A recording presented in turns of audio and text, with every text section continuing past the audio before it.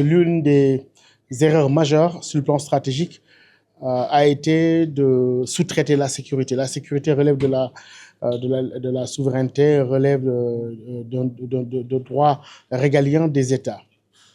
À ce moment-là, donc l'Afrique, au moment de la crise sahélienne, par exemple, il n'y a pas de choix. Ils ont fait appel à la France avec l'opération Serval et Barkhane, qui ont quand même aidé à résoudre un certain nombre de problèmes sécuritaires. Le problème, c'est que lorsque une force militaire arrive au début, elle est perçue comme libératrice. Lorsqu'elle reste pendant longtemps, elle est perçue comme une force occupante.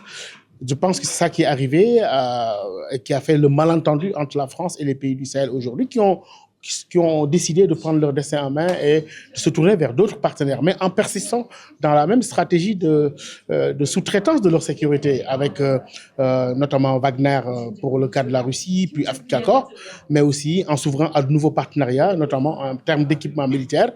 On a pensé dès le début de la crise, par exemple au Sahel, de déployer des solutions militaires qui, à mon avis, n'ont pas été de très bonnes solutions parce que pas des solutions durables. L'objectif visé au début du déploiement militaire, c'était de faire disparaître les groupes terroristes. Or, les groupes n'ont pas disparu, ils se sont multipliés.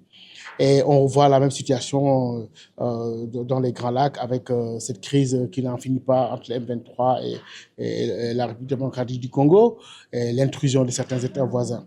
Je crois qu'aujourd'hui, la situation est assez préoccupante, demande des solutions urgentes, mais aussi des solutions réfléchies qui s'inscrivent dans la durabilité. On est à une période de choix.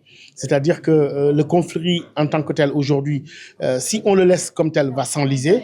Il va falloir tôt ou tard trouver des solutions politiques et même des solutions négociées dans le Sahel.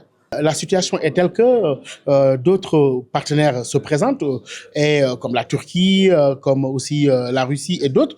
Je crois qu'il appartient aux Africains de choisir leurs partenaires en fonction de leurs intérêts, en fonction aussi des problèmes auxquels ils aimeraient trouver des solutions. Je pense que la valeur ajoutée de la Turquie ne serait pas de faire comme tout le monde, mais de faire différemment. C'est-à-dire dans une relation de respect, fondée sur le respect mutuel, sur le gagnant-gagnant, mais aussi en répondant aux besoins de ses partenaires, en essayant de ne pas imposer un agenda. Je crois que la Turquie est déjà positionnée sur l'échiquier africain en apportant des solutions militaires et des solutions stratégiques à travers les drones, par exemple, pour la lutte contre le terrorisme. Maintenant, tout ce qui reste à la Turquie, c'est de mieux développer sa diplomatie sur une capitale image, de mieux penser à sa réputation, notamment sur les réseaux sociaux,